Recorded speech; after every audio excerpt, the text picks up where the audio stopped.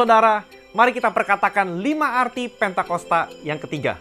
Yang pertama, Pentakosta ketiga adalah pencurahan Roh Kudus yang dahsyat di zaman ini melebihi yang terjadi di Azusa Street. Yang kedua, Pentakosta ketiga akan mengakibatkan penuaian jiwa yang terbesar dan yang terakhir sebelum kedatangan Tuhan Yesus kali yang kedua. Yang ketiga, Pentakosta ketiga akan membangkitkan generasi Yeremia, yaitu anak-anak muda yang dipenuhi Roh Kudus, cinta mati-matian kepada Tuhan Yesus, tidak kompromi dengan dosa, dan bergerak untuk memenangkan jiwa. Yang keempat, Pentakosta ketiga lahir di Indonesia dan akan bergerak ke bangsa-bangsa dari timur ke barat dan akan kembali ke Yerusalem. Yang kelima, Pentakosta ketiga akan memberikan kuasa untuk menyelesaikan amanat agung dan sesudah itu Tuhan Yesus datang kembali. Semangat, haleluya.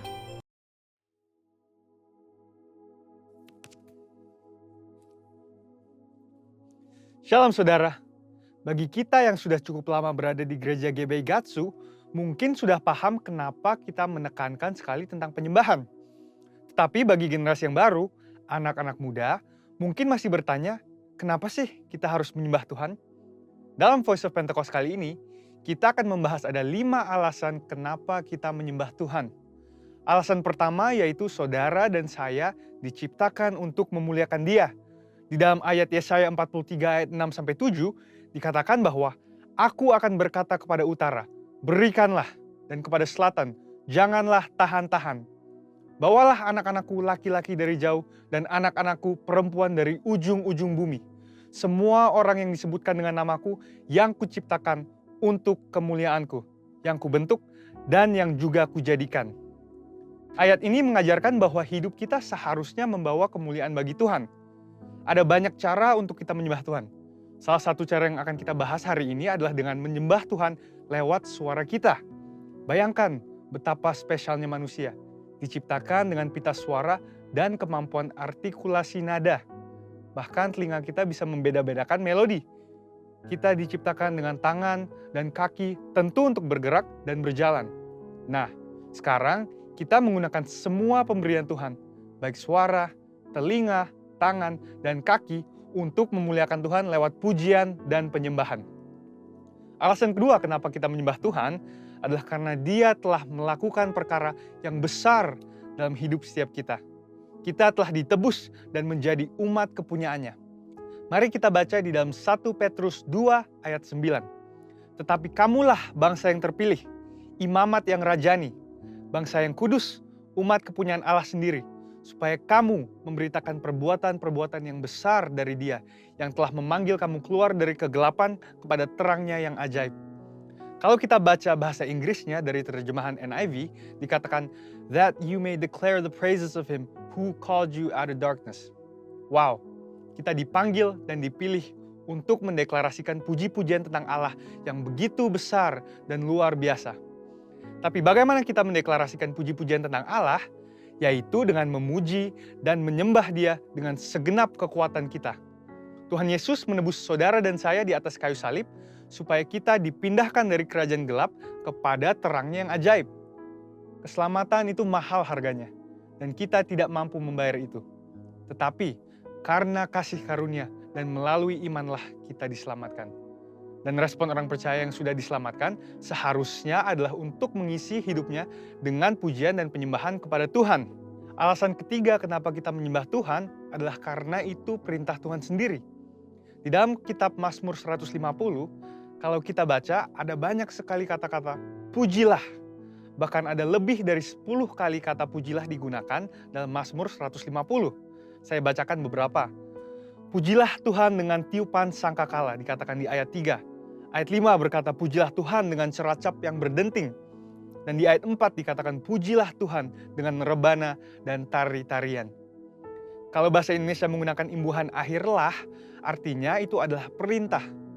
Mazmur 103 ayat 1 juga berkata, pujilah Tuhan, hai jiwaku.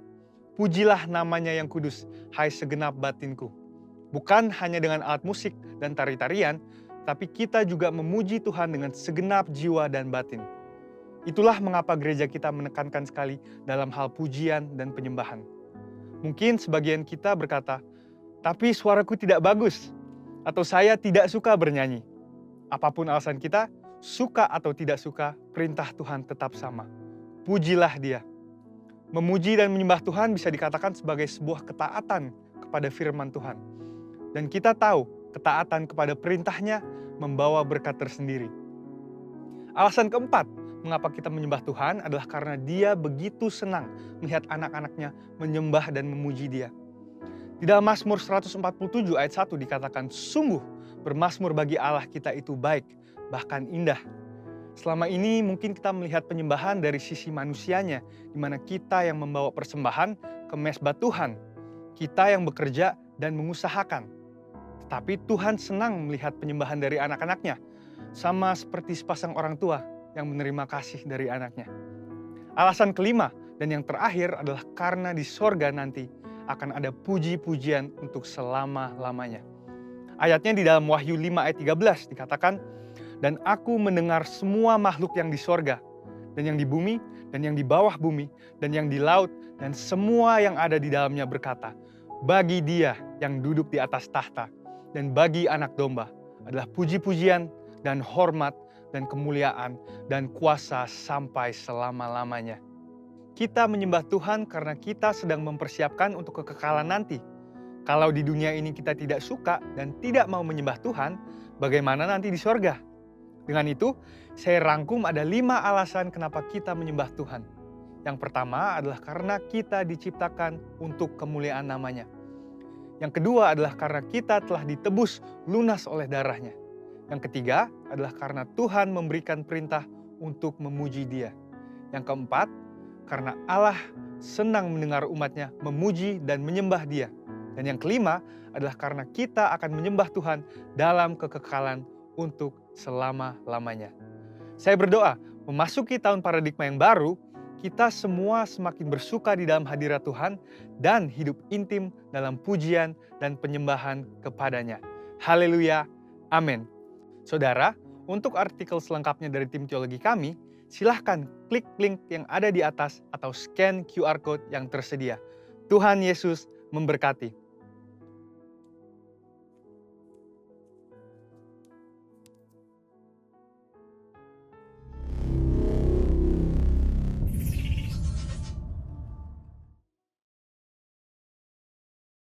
Haleluya, puji nama Tuhan. Shalom Bapak Ibu Saudara. Salam dalam kasih Tuhan kita Yesus Kristus. Sama-sama kita akan masuk dalam pembacaan Mazmur 91. Demikian firman Tuhan. Dalam lindungan Allah. Orang yang duduk dalam lindungan yang maha tinggi dan bermalam dalam naungan yang maha kuasa akan berkata kepada Tuhan, tempat perlindunganku dan kubu pertahananku, Allahku yang kupercayai. Sungguh Dialah yang akan melepaskan engkau dari jerat penangkap burung, dari penyakit sampar yang busuk. Dengan kepaknya Ia akan menudungi engkau, di bawah sayapnya engkau akan berlindung. Kesetiaannya ialah perisai dan pagar tembok.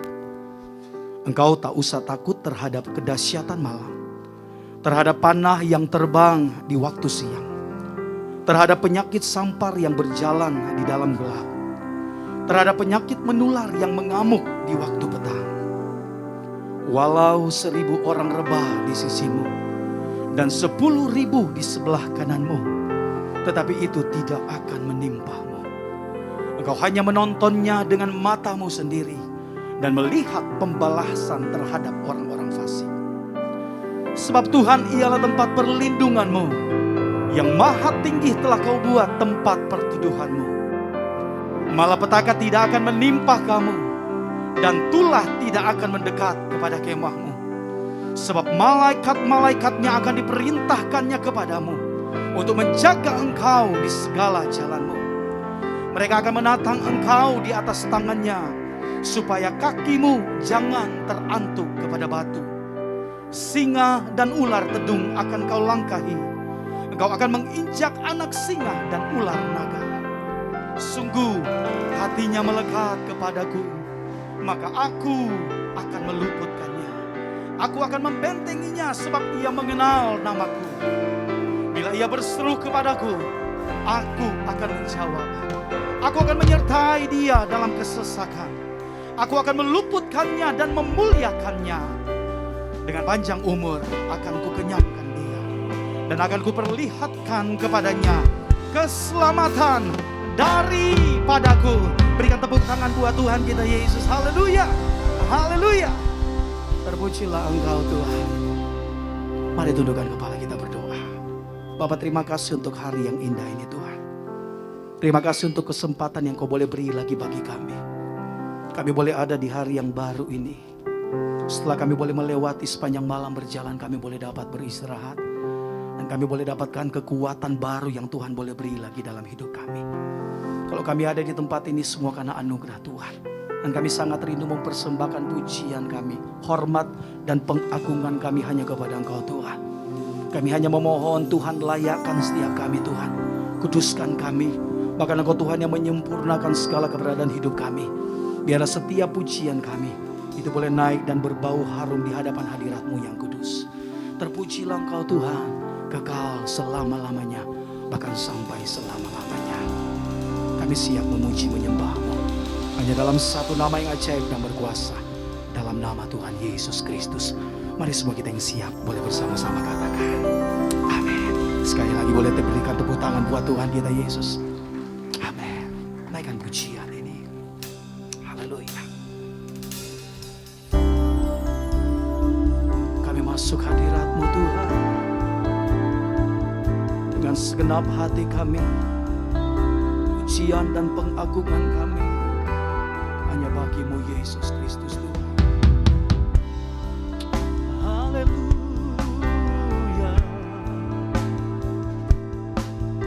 Ini korban pujian kami hanya bagi-Mu Tuhan. Haleluya. Masuk hadirat-Mu Tuhan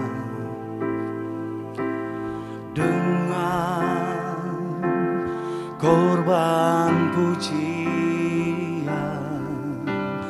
Masuk hadirat-Mu Tuhan, berhiaskan kekudusan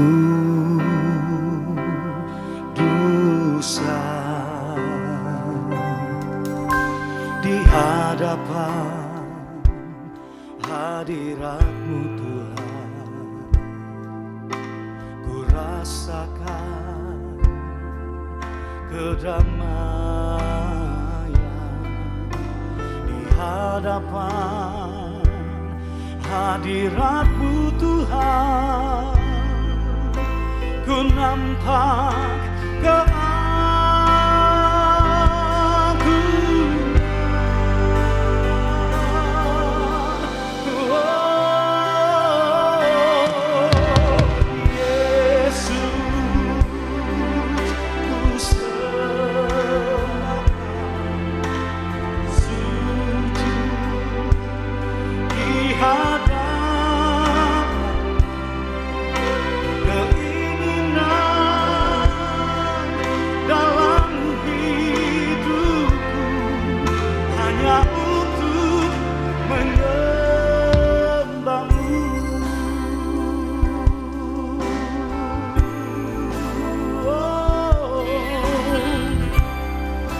nikmati hadirat-Mu.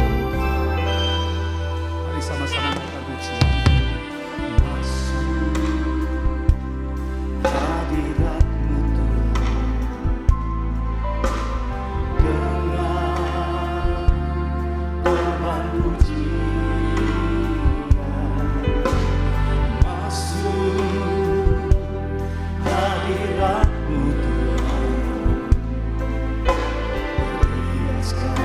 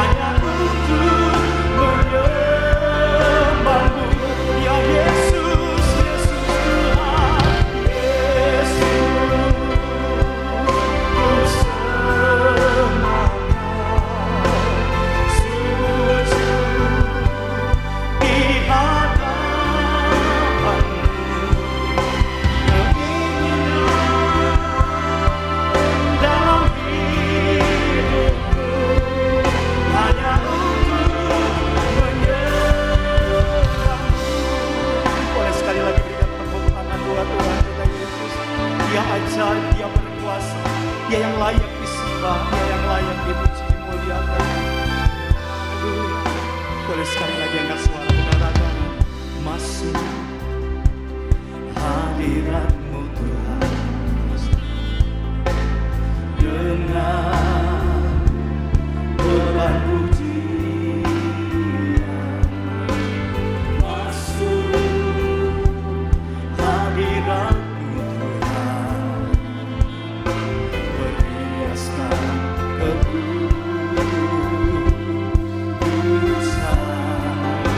di hadapan hadirat-Mu Tuhan. Ku rasakan kedamaian di hadapan hadirat-Mu Tuhan. Ku nampak keagungan, oh Yesus, haleluya. Ku sembah sujud di hadapan-Mu. Keinginan dalam hidupku hanya untuk menyembah-Mu.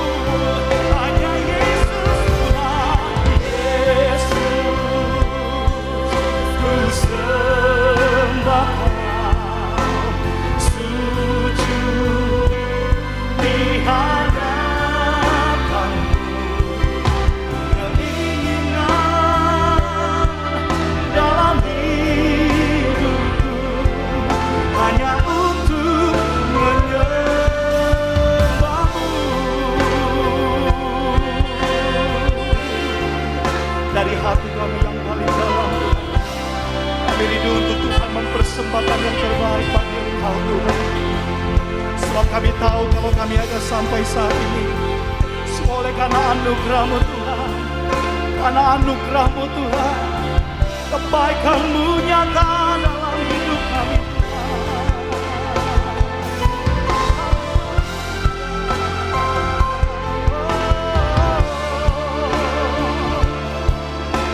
Ucapan syukur kami hanya bagi-Mu Tuhan. Haleluya.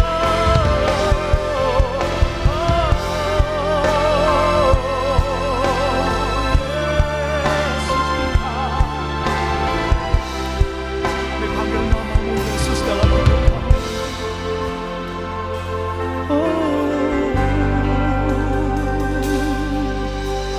Yesus, ku sembah Kau, yes Tuhan, sujud di hadapan-Mu. Keinginan dalam hidupku hanya untuk menyembah-Mu. Sekali lagi, Yesus, Yesus, ku sembah Kau, sujud di hadapan-Mu.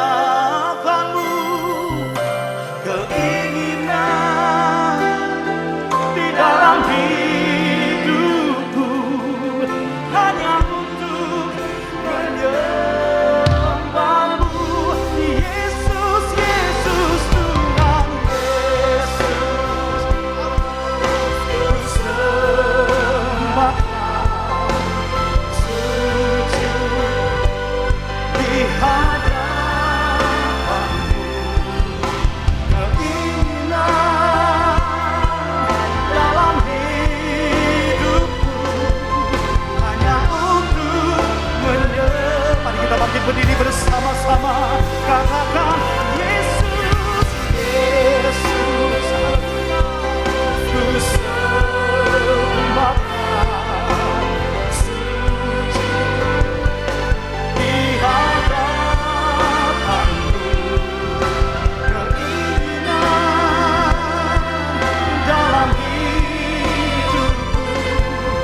hanya untuk menyembahmu.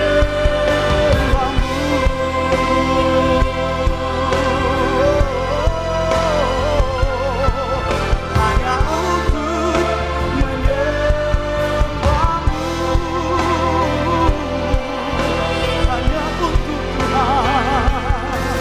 Hanya untuk menyembahmu.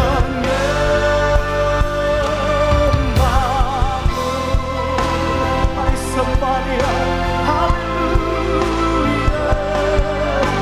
Kami mau menyembahmu Tuhan dengan segenap hidup kami. Hanya Kau Yesus. Hanya Kau Yesus Tuhan. Hanya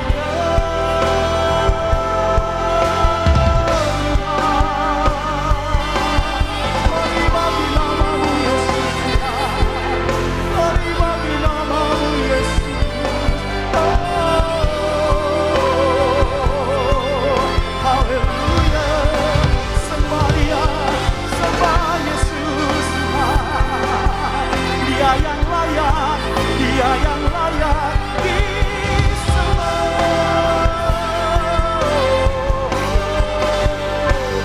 Terpuji namamu Tuhan, terpuji namamu Yesus. Glory bagi namamu Tuhan, glory bagi namamu Yesus.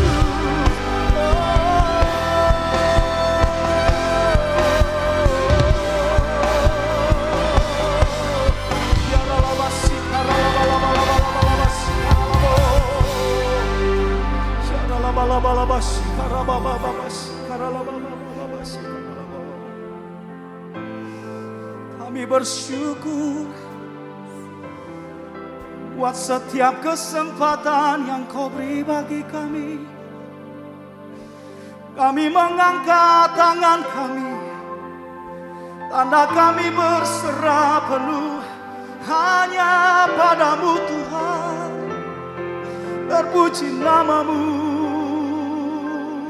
Haleluya. Haleluya.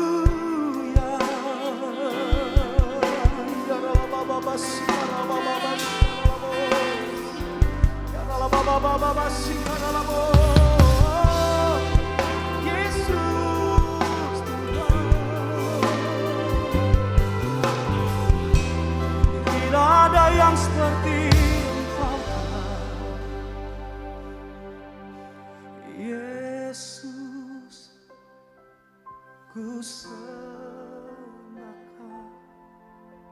sujud di hadapanmu. Keinginan dalam hidupku hanya untuk menyembah. Mari setiap jemaat Tuhan lebih lagi angkat suaramu, katakan Yesus, Yesus, Yesus Tuhan. Ku sembahkan sujud di hadapanmu. Keinginan dalam hidupku hanya untuk menyembahmu. Lebih lagi serukan Yesus, Yesus, amin. Ku sembah Kau sujud di hadapanmu. Keinginan dalam hidupku hanya untuk menyembahmu. Yesus,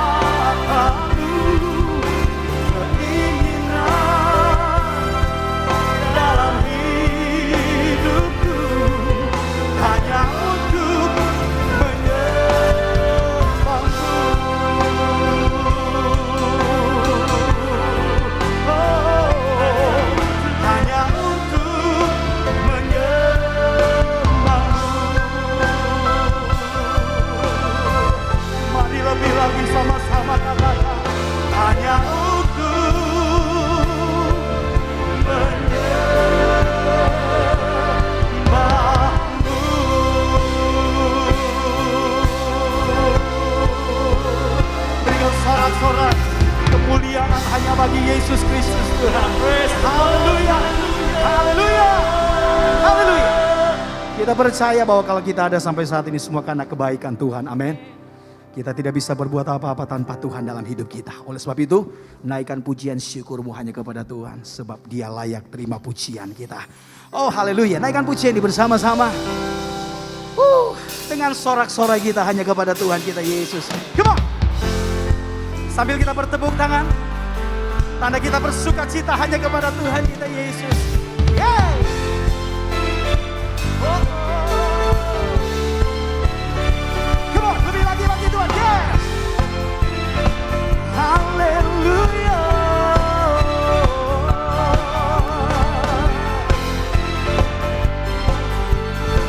Mari sama-sama angkat suaramu. Katakan, come on. Pelukis cakrawala, merangkai jagat raya, pencipta alam semesta.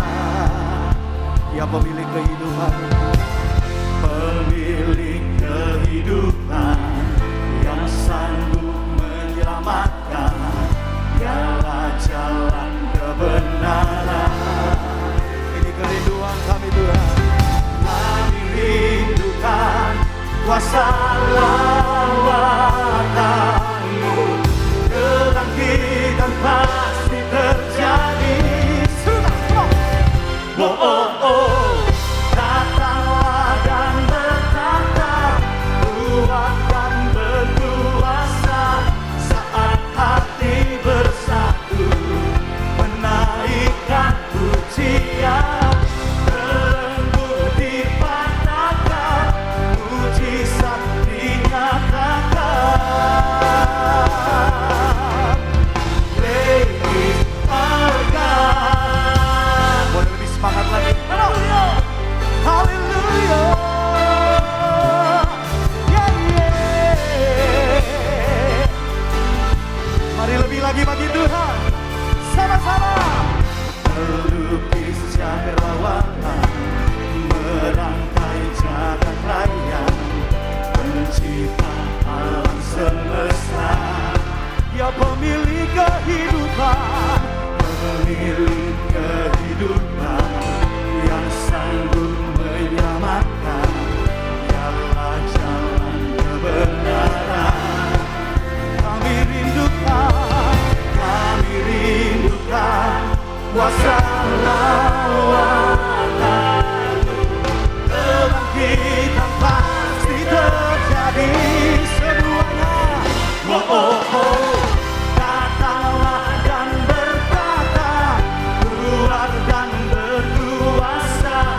Saat hati bersatu, menaikkan pujian. Belenggu dipatahkan, mujizat dinyatakan.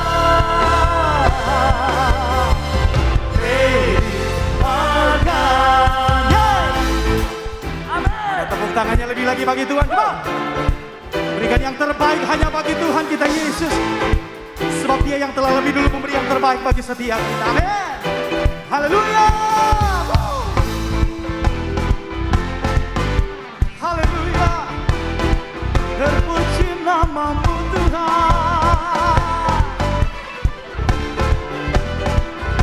Yeah.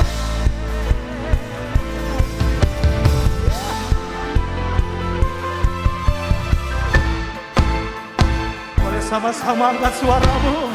Katakan, kami rindukan kuasa lawatanmu. Kebangkitan pasti terjadi semuanya. Oh, oh, oh.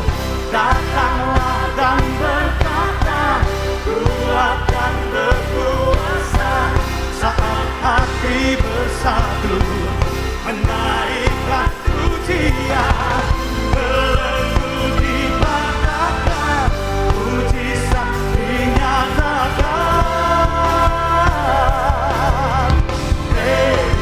Sekali lagi, datanglah dan berkata, kuat dan berkuasa. Saat hati bersatu,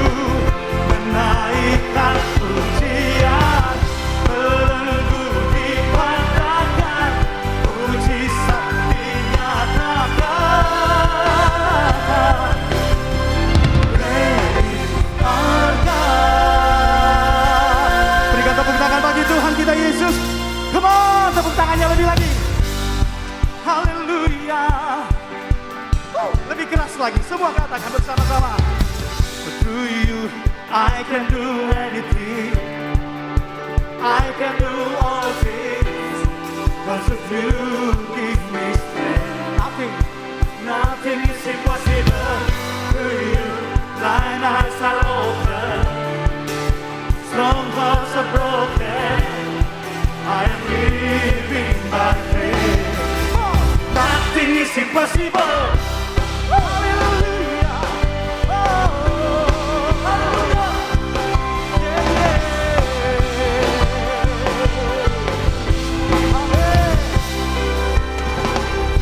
I'm not gonna live by what I see.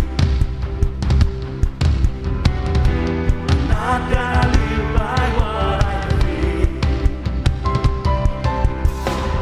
Deep down I know that you live with me. I know that you can do anything. To you, I can do anything. I can do all things. Cause of you give me strength. Nothing is impossible.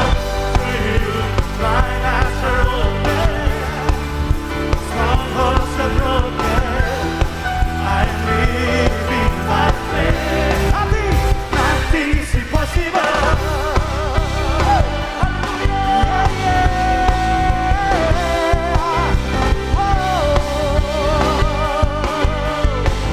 Mari angkat suaramu lagi, katakan. I'm not gonna live by what I see. Yeah. I'm not gonna live by what I feel. Deep down I know that you live with me. I know that you can do anything. To you, I can do anything. I can do all things. Cause of you give me strength. Nothing is impossible. To you, blind eyes are open. Strongholds are broken. I am living by faith. Nothing is impossible.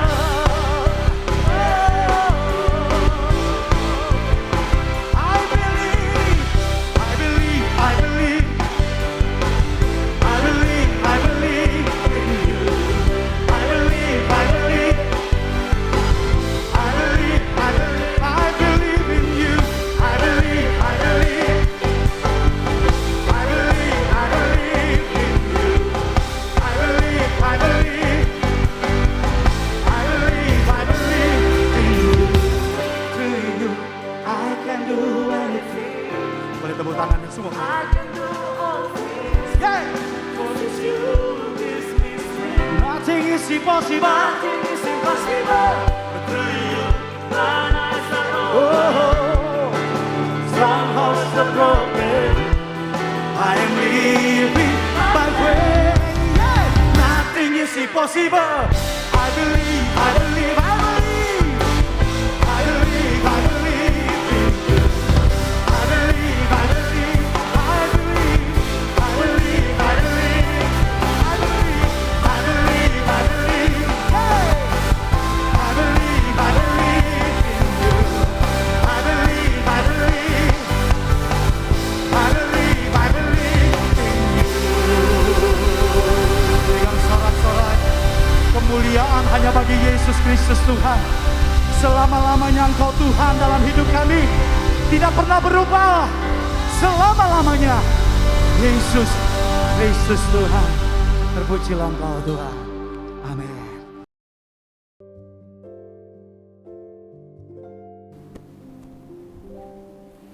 Puji Tuhan, Shalom Bapak Ibu, Saudara yang dikasihi Tuhan, selamat hari Minggu. Senang sekali boleh ada di tengah-tengah saudara lewat ibadah kita, lewat online dan juga onsite. Nah, kita masih ada di suasana tahun baru 2022, bulan ini kita juga tahun baru Imlek. adalah sangat alkitabiah untuk kita selalu percaya bahwa di tahun yang baru, pasti Tuhan akan berikan kita berkat yang baru, mujizat yang baru, anugerah yang baru. Karena Ratapan 3, 22-23 berkata, tak berkesudahan kasih Tuhan, tak habis-habisnya rahmatnya selalu baru tiap pagi. Jadi kalau tiap pagi aja Tuhan siapkan kita berkat yang baru, anugerah yang baru, apalagi tiap minggu, apalagi tiap bulan, apalagi tiap tahun, saudara. Sebab itu kita percaya tahun 2022 ini akan lebih baik dari tahun lalu. Amin, saudara. Tapi pada satu sisi yang lain, kita juga harus menyadari bahwa Alkitab berkata menjelang kedatangan Tuhan yang kedua kali, atau di akhir zaman ini, keadaan tidak akan tambah baik. Ya, bahkan keadaan akan bertambah sukar. Jadi bagaimana ini? Nah, kita harus bisa menerima dan merengkuh ya dua tension ini ya saudara. Kita harus menerima kenyataan bahwa keadaan dunia ini tidak akan tambah baik. Tapi pada saat yang sama kita juga percaya bahwa kuasa Tuhan, pertolongan Tuhan, mujizat Tuhan tidak pernah berubah. Dulu, sekarang, sampai selama-lamanya. Dia sanggup bekerja menolong saya dan saudara untuk setiap persoalan dan pergumulan yang kita alami, saudara. Nah, sebagai orang percaya kita harus belajar untuk tahu, menerima, ya, mengakui kedua bagian ini ya. Kita tidak bisa cuma mau terima yang satu, menolak yang lain. Kalau ada yang berkata bahwa yang penting saya mau selalu hidup dalam mujizat, kesembuhan, ya tidak mau ada masalah. Saya rasa saudara belum baca Alkitab semuanya berarti. Tapi ada juga orang yang sangat mengagungkan ya tentang kesusahan. Biar susah, yang penting masuk surga. Biar miskin, yang penting masuk surga. Ayatnya di mana coba? Yang benar ialah kita harus menerima kedua kenyataan itu. Ya, sebagai realita kehidupan yang Tuhan sodorkan di depan kita selama kita masih hidup di muka bumi ini. Cuma selama masih hidup di muka bumi ini, saudara, kita harus terima dua hal itu. Ya, masalah pergumulan selalu ada mengiring sepanjang hidup kita. Tapi pertolongan Tuhan, mujizat Tuhan juga selalu nyata buat hidup saya dan saudara. Sebab itu, pagi ini kita mau belajar sama-sama bagaimana supaya kita tuh mengalami pertolongan Tuhan, kuasa Tuhan, mujizat Tuhan di masa-masa yang sukar sekalipun, di musim yang sulit yang hari-hari ini mungkin kita sedang alami bersama-sama, saudara. Saya ajak kita membuka dari kitab Yohanes pasal yang kelima, ayat 1 sampai ayat yang ke-14.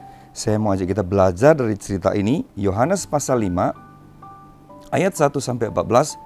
Perikopnya berjudul penyembuhan pada hari Sabat di kolam Bethesda. Sesudah itu ada hari raya orang Yahudi. Yesus berangkat ke Yerusalem.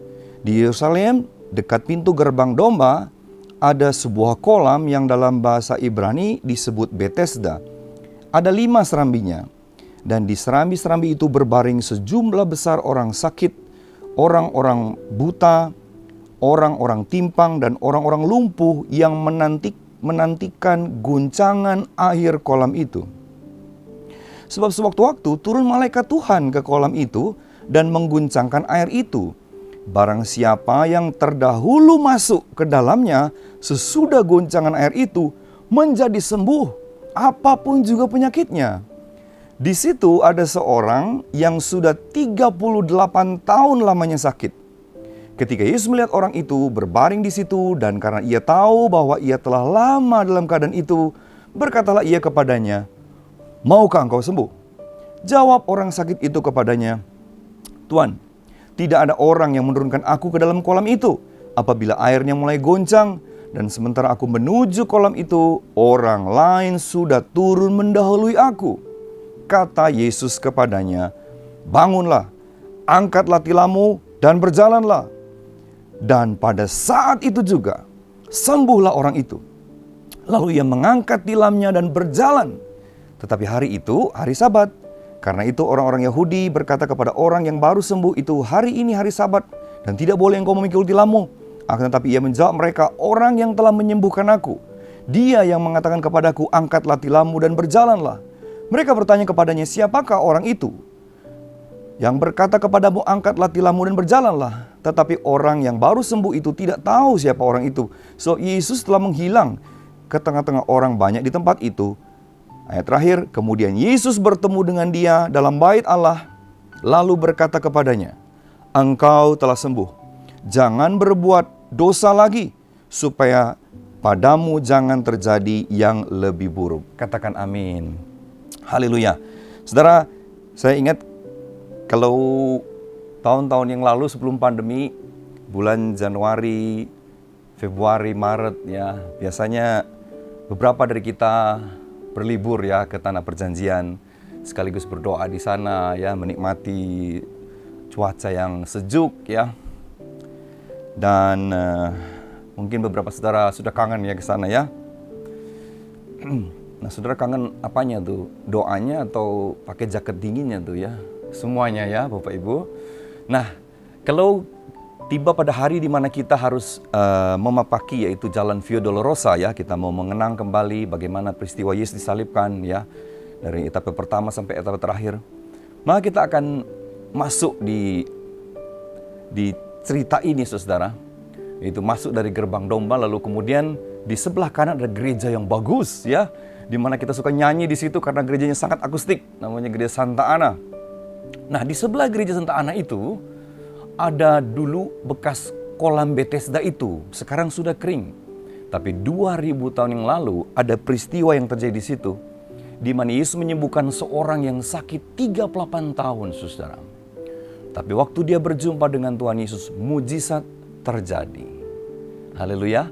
Nah, sebelum dia mengalami mujizat itu, ternyata tadi kita baca ada satu proses yang terjadi sebelumnya. Ada beberapa bagian penting yang perlu kita angkat, kita perlu pelajari.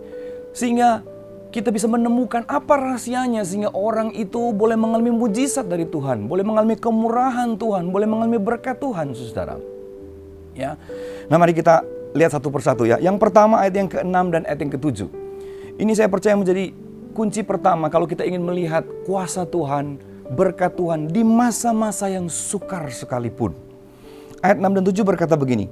Ketika Yesus melihat orang itu berbaring di situ, dan karena ia tahu, jadi Tuhan tahu bahwa ia telah lama dalam keadaan itu, berkatalah ia kepadanya, maukah engkau sembuh? Jawab orang sakit itu kepadanya, Tuhan, tidak ada orang yang menurunkan aku ke dalam kolam itu. Apabila airnya mulai guncang dan sementara aku menuju ke kolam itu, orang lain sudah mendahului aku. Saudara, ada satu percakapan yang rasanya kurang nyambung di sini ya.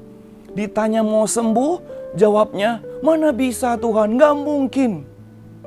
Saudara, orang ini memang mungkin punya alasan untuk berkata seperti itu, menjawab pertanyaan yang sederhana dengan jawaban yang rumit seperti itu. Karena sudah 38 tahun dia melihat hidupnya tidak ada perubahan. Setiap kali air bergoncang, dia mau mengarah ke situ, tapi dia selalu keduluan sama orang yang lain. Bisa aja sakitnya mungkin tidak separah dia atau lebih parah dari dia, tapi masalahnya siapa yang lebih cepat nyampe ke tempat itu. Dan dia sudah buktikan 38 tahun dia selalu kalah dengan orang-orang itu. Sehingga waktu ditanya mau sembuh, dia bahkan sudah tidak berpikir bahwa dia masih bisa sembuh. Nah, itulah pola pikir saudara ya, yang seringkali membatasi kuasa Tuhan. So itu saya percaya yang pertama, kalau saudara ingin alami mujizat di tengah kesulitan, saudara mesti merubah pola pikir saudara. Have a new mindset. Atau kalau dalam istilah kita tahun ini, have a new paradigm. Punya pola pikir yang benar di hadapan Tuhan. Bagi Tuhan tidak ada yang mustahil, tapi ketidakmustahilan Tuhan itu bisa dibatasi, bisa terhalang oleh ketidakpercayaan kita. Oleh cara kita berpikir yang berkata bahwa mana bisa, ini sudah terlalu rusak, sudah terlalu hancur, sudah terlalu buruk. Mana bisa hidup saya dipulihkan? Itu kan pikiran kita, saudara. Sebab itu saya bersyukur, kita semua bersyukur. Tahun ini Tuhan menuntun kita. Di tengah-tengah kesulitan, di tengah-tengah keadaan yang masih ada di tengah-tengah kita ini, Tuhan berkata kita harus hidup dengan paradigma yang baru. Paradigma yang baru itu bicara soal pola pikir yang baru. Cara pandang yang benar. Yang benar seperti apa? Yang benar sesuai dengan firman Tuhan. Amin. Roma 12 ayat 2 saya baca buat saudara. Janganlah kamu menjadi serupa dengan dunia ini, tetapi berubahlah oleh pembaharuan budimu, ya, akal budi, pikiran. Sehingga kamu dapat membedakan, ya, bahasa Inggris itu proof, to test. Manakah kehendak Allah, apa yang baik, yang berkenan kepada Allah dan yang sempurna. hidup ini kalau mau mengalami yaitu anugerah Tuhan, keberhasilan, kemenangan, maka saya percaya kita harus selalu berjalan dalam kehendak Tuhan. Dan di sini dikatakan kehendak Tuhan itu ada 3 cirinya. Ya, bahasa Inggrisnya berkata the will of God, which is good, pleasant, and perfect. Jadi namanya kehendak Tuhan itu 3, baik, berkenan, dan sempurna. Nah, kita tuh mesti selalu cari tahu kehendak Tuhan itu untuk kita pikirkan dan lakukan. Nah, bagaimana supaya kita bisa memiliki yaitu pikiran yang benar, mengetahui kehendak Tuhan yang baik, benar, ya, berkenan, sempurna. Ternyata Alkitab berkata di bagian A, kita harus membaharui budi kita, akal budi kita. Jadi harus selalu dimulai dengan pola pikir yang benar, paradigma yang benar, saudara. Kalau kita ingin melihat kuasa Tuhan dalam hidup saya dan saudara, ya. Bahasa Inggrisnya pikiran itu kan, maaf, bahasa Yunani itu nous. Nous artinya pikiran, pola pikir, ya, atau paradigma. Harus kita sesuaikan, ya, padankan dengan firman Tuhan. Kalau kita mau mengerti kehendak Tuhan. Nah, sekarang pertanyaannya, bagaimana supaya kami menemukan?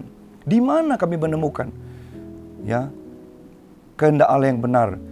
Bagaimana kami bisa pikiran kami itu boleh dibaharui setiap hari, setiap saat? Yosua 1 ayat 8. Ya, ini jawabannya.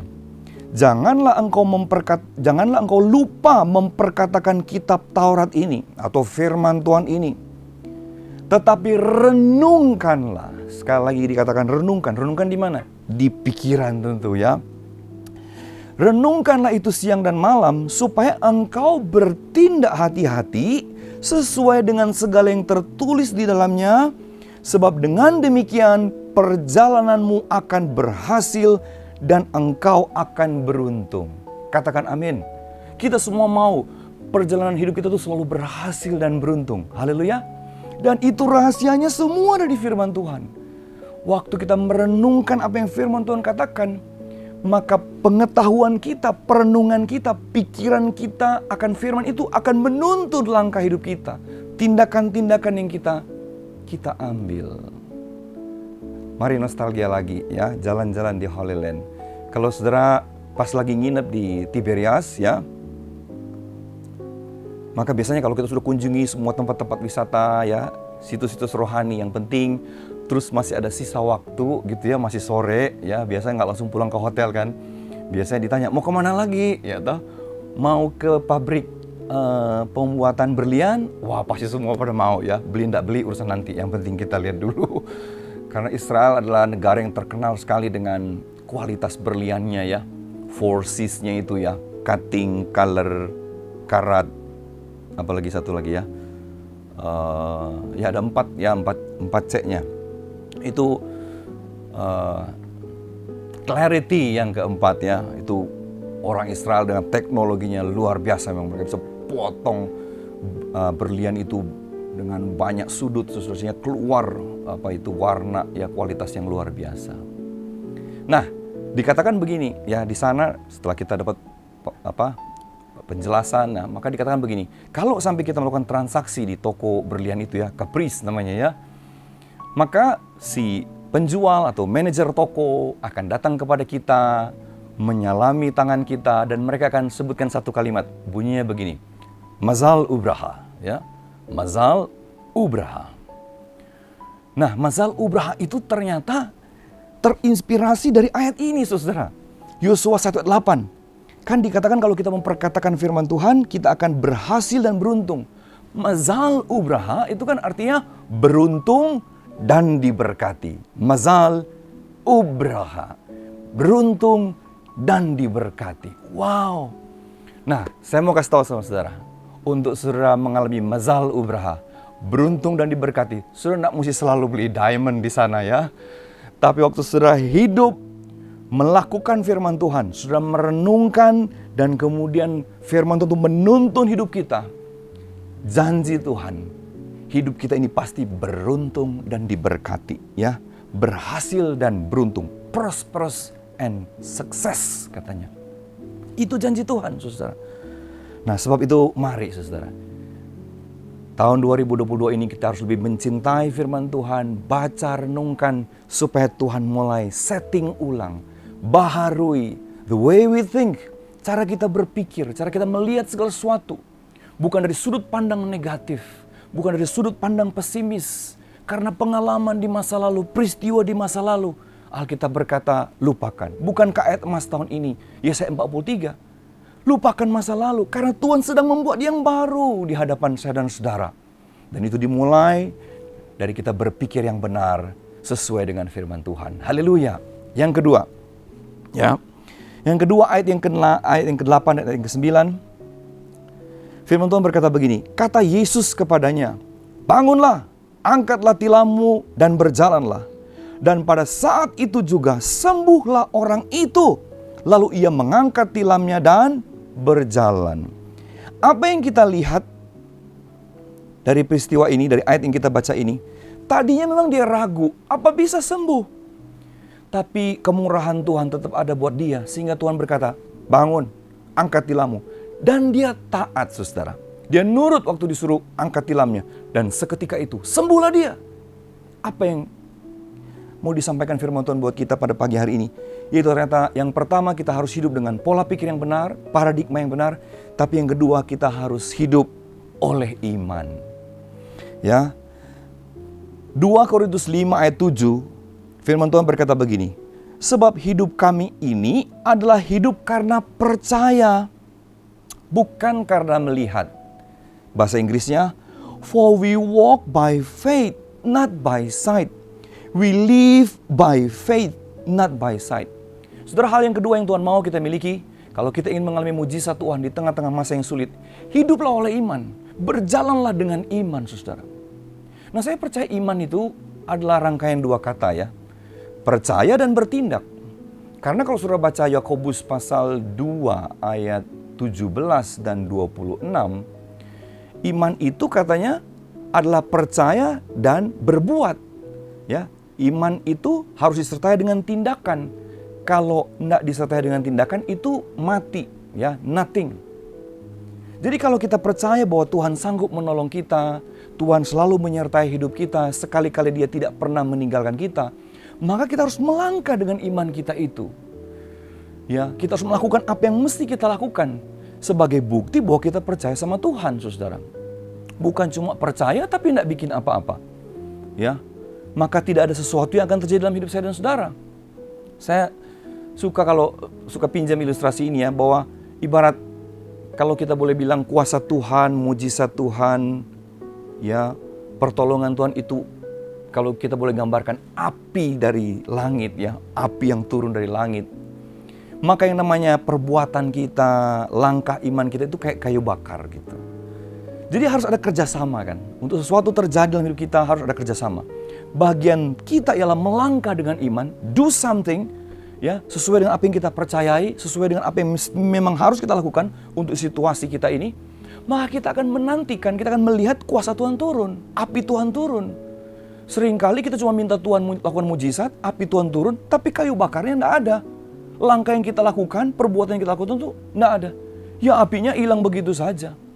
Api itu hanya akan membakar setiap langkah iman yang kita lakukan. Makanya orang suka bilang iman itu adalah penurutan akan Allah. Jadi iman itu kita mentaati apa yang kita percayai, saudara. Yang kadang-kala kita tidak mengerti. Tapi karena Alkitab mengajarkan seperti itu ya, dan Roh Kudus yang ada dalam kita itu mendorong kita untuk melangkah, maka kita pasti akan melihat mujizat Tuhan terjadi. Bapak jamin, misalnya ada orang bertanya, Bapak jamin kalau saya melangkah, saya lakukan sesuatu, saya pasti melihat kuasa Tuhan. Nobody knows. Tapi Tuhan memberikan janji buat kita bahwa apa yang kita tabur, kita pasti tuai. Sebab itu saya berdoa tahun ini, mari menabur dalam iman. Tabur kebaikan, tabur kerja sungguh-sungguh, tabur ketekunan, tabur persembahan, ya, tabur perbuatan baik. Pasti nuai nggak? Pasti, kata Tuhan. Ya, ini kita mesti percaya, saudara. Ya. Waktu orang memberikan persembahan persepuluhan, atau di awal tahun ini kita memberikan persembahan yang terbaik, kita tidak bisa jamin apakah kita akan yaitu menuai. Karena kita memberi dengan ucapan syukur, dengan sukacita. Tapi ternyata Tuhan sudah berfirman bahwa apa yang kita tabur kita akan tuai. Tapi itu bagian Tuhan. Banyak orang ingin diberkati, ingin mengalami mujizat, tapi tidak ada yang ditabur, saudara ya. Sama seperti seorang petani mengharapkan tuaian, tapi tidak pernah menanam. Kita tidak akan menerima apa-apa dari Tuhan. Nah, sebab itu mari ya, di tahun 2022 ini kita melangkah dengan iman. Kita percaya kalau kita sungguh-sungguh bekerja, sungguh-sungguh melayani, sungguh-sungguh melakukan apa yang benar di mata Tuhan, kita pasti akan mengalami tuaian dari Tuhan. Kita pasti akan mengalami mujizat dari Tuhan. Haleluya. Nah, yang ketiga, yang terakhir, ayat yang ke-14. Kemudian Yesus bertemu dengan dia dalam bait Allah, lalu berkata kepadanya, "Engkau telah sembuh, jangan berbuat dosa lagi, supaya padamu jangan terjadi yang lebih buruk." Pada waktu kemudian Tuhan Yesus menjumpai dia di bait Allah, Tuhan memberikan satu pesan yang penting, bahkan saya mau katakan sangat penting, buat hidupnya dan buat hidup saya dan saudara juga. Yaitu Tuhan berkata, supaya kita jangan berbuat dosa lagi, supaya jangan yang buruk terjadi. Berarti ketika kita yaitu mengalami mujizat Tuhan, pertolongan Tuhan, ketika kita berjalan dalam iman, satu yang harus kita selalu pegang dalam hidup ini, kita harus selalu hidup dalam pertobatan atau hidup dalam kekudusan. Live in a new paradigm, live in faith, ya. Live holy, saudara. Ini yang harus kita selalu jaga dalam hidup kita.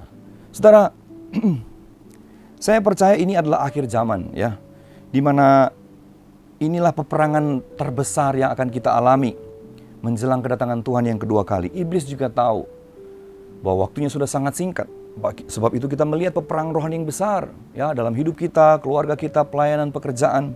Tapi di sini kita harus kembali kepada firman Tuhan supaya kita jangan kalah kepada iblis, ya. Tapi kita harus selalu hidup dalam kekudusan, ya. Nah, saudara, karena saya percaya begini, Tuhan pasti membuat perbedaan antara orang yang hidup kudus dengan yang tidak. Haleluya. Kita jangan sampai menggenapi, ya. Artinya Wahyu 22 kan berkata begini, bahwa di akhir zaman ini yang kudus tambah kudus, yang cemar tambah cemar. Nah, tentu saudara mesti genapi yang A dong. Yang kudus tambah kudus. Saudara tidak bisa dua-duanya, cemar juga, kudus juga. Mana bisa? Ya, saudara, kenapa kita harus hidup kudus? Saya ingat beberapa ayat penting ya di dalam 2 Korintus pasal yang kelima, ayat 18, 19, dan 21. Yang dengan perantaraan Kristus telah mendamaikan kita dengan dirinya dan yang telah mempercayakan pelayanan pendamaian itu kepada kami. Sebab Allah mendamaikan dunia ini dengan dirinya oleh Kristus dengan tidak memperhitungkan pelanggaran mereka. Ya, Ia telah mempercayakan berita pendamaian itu kepada kami. Ayat yang ke-21. Dan Dia yang tidak mengenal dosa, Yesus yang tidak mengenal dosa, telah dibuat Bapa, ya, dibuat Allah menjadi dosa karena kita, supaya dalam Kristus kita dibenarkan oleh Allah. Saudara, kenapa kita harus hidup kudus di hadapan Tuhan? Karena Alkitab berkata kita sudah dibeli dan dibayar lunas oleh Tuhan Yesus. Hidup kita sekarang ini bukan milik kita lagi. Yang bisa kita lakukan, kita persembahkan, kita perbuat apa yang kita mau. Sudah dibeli. Dibeli dengan apa? Dengan darahnya Tuhan Yesus di atas kayu salib. Upah dosa adalah maut. Dosa besar, dosa kecil sama. Namanya dosa, maut. Karena Tuhan itu adalah Allah yang kudus dan Allah yang adil. Dalam keadilannya setiap kesalahan ada hukuman. Tapi pada saat yang sama Tuhan itu, Allah itu adalah kasih. Itu suatu keberadaan yang tidak bisa terhindar dari dirinya. Dia kasih. Tapi pada saat yang sama dia juga adil, dia juga kudus. Nah, bagaimana coba itu? Ya, dua kutub ini ya, keadilan harus ditegakkan, upah dosa maut, tapi pada saat yang sama kasih juga Tuhan mau nyatakan. Tuhan Yesus berkata, aku yang akan menjadi jalan perdamaian buat dua hal ini. Maka dia mati di kayu salib. Darahnya dipersembahkan di hadapan Bapa di sorga. Jadi kalau saudara tanya, darah Yesus itu di mana? Di hadapan Bapa. Untuk apa? Memperdamaikan antara keadilan dan kasih Allah dalam hidup kita. Kita dihukum, tapi Tuhan Yesus tanggung, sehingga kemudian kasih Allah yang kita terima. Dan karena kita menerima kasih Allah itu, ya, sebagai bukti Roh Kudus diberikan dalam diri kita, maka kita boleh berkata, ya Aba, ya Bapa. Kenapa kita bisa panggil Tuhan itu, Allah itu dengan Aba, dengan Bapa? Karena kita sudah diperdamaikan oleh Tuhan Yesus, saudara. Makanya orang Kristen nggak perlu repot lagi dengan istilah, dengan penyebutan nama Tuhan, nama Allah. Mau panggil Allah, Elohim, Yahweh. Nggak urusan, itu bukan esensi. Karena nomor satu ialah sekarang kita ini anak-anaknya. Bukan masalah ribut nama, tapi kita ini anak. Dan dia itu Bapak kita. Orang boleh sebut dia apa saja. Tapi cuma kita anak Tuhan yang bisa panggil dia Bapa. Kenapa? Karena apa yang Yesus sudah lakukan buat hidup saya dan saudara. Dan karena Roh Kudus diberikan kepada setiap kita yang lahir baru, yang percaya kepadanya. Nah, karena Tuhan sudah beri kita Roh Kudus itu adalah roh kuasa, roh Allah sendiri, maka kita dimampukan untuk melawan, untuk menahan setiap serangan, setiap kuasa jahat, kuasa iblis. Kita dimampukan sekarang untuk berperang dan menang atas iblis, atas dosa. Dulu, sebelum percaya Tuhan Yesus, kita mah bulan-bulanan iblis. Bahkan kita jadi milik iblis. Tapi setelah kita percaya Tuhan Yesus, kita menjadi milik Bapa, milik Allah. Dan oleh Roh Kudus, kita sekarang diberi kuasa untuk mengalahkan iblis. Haleluya, pakai kuasa itu, saudara. Jangan sampai kita sudah percaya, tapi tetap aja tiap hari kalah. Karena tidak mau pakai kuasa Tuhan itu. Yang Tuhan sudah beri. Gara-gara dia sudah tebus kita. Dan kita menerima rohnya yang kudus. Haleluya. Jadi mari saudara. 3 hal penting pada pagi hari ini. Kalau ingin mengalami mujizat Tuhan, kuasa Tuhan di tengah masa-masa yang sulit. Live in a new paradigm. Live in faith. Live holy. Maka saya percaya Tuhan akan memberkati kita, menyembuhkan kita, menolong kita. Mazal ubraha buat saya dan saudara. Haleluya. Mari kita berdoa. Oh, rabahanda ralaba shikara labara. Korea bahandara laba shikara labara. Buka tangan saudara, angkat tangan saudara di depan Tuhan. Saudara saat ini dengan iman terima kuasa Tuhan. Terima berkat Tuhan yang baru di tahun yang baru ini. Berkat yang baru di minggu yang baru, di bulan yang baru.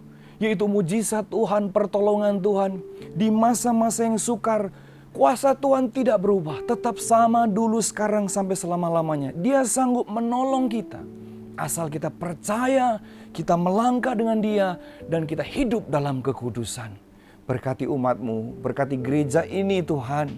Keluarga besar gereja ini, berkati ya Tuhan Yesus. Setiap cabang ranting yang ada, Tuhan berkati. Kami semua yang di rumah-rumah, Tuhan berkati keluarga kami, orang-orang yang kami kasihi. Semua ada dalam perlindungan Tuhan yang sempurna. Dalam nama Tuhan Yesus Kristus kami berdoa. Haleluya. Amin. God bless you. Happy Sunday.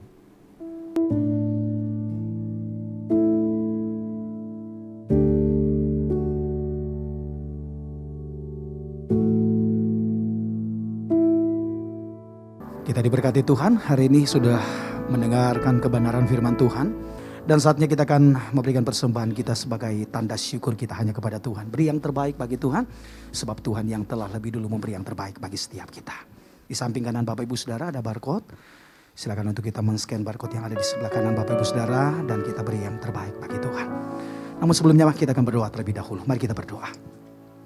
Bapa di surga, terima kasih untuk hari ini. Kami sudah memuji dan menyembah Tuhan. Bahkan kami sudah mendengarkan firman Tuhan dan kami percaya semua kami diberkati oleh Tuhan. Dan saatnya Tuhan, setiap kami akan memberikan persembahan kami sebagai tanda syukur kami hanya kepadamu Tuhan. Sebab Engkau Tuhan yang sudah memberikan berkat atas setiap hidup kami. Berkat jasmani, berkat rohani sudah kami terima dari Tuhan. Dan saatnya kami siap memberi dengan penuh ucapan syukur dalam nama Tuhan Yesus. Yang siap memberi sama-sama katakan amin.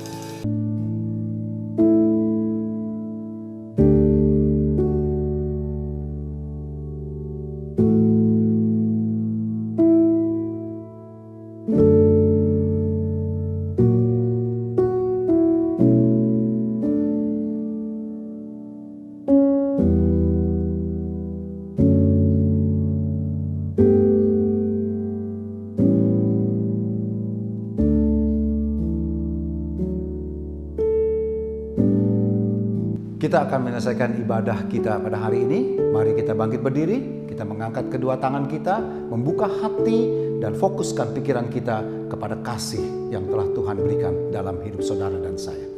Oh,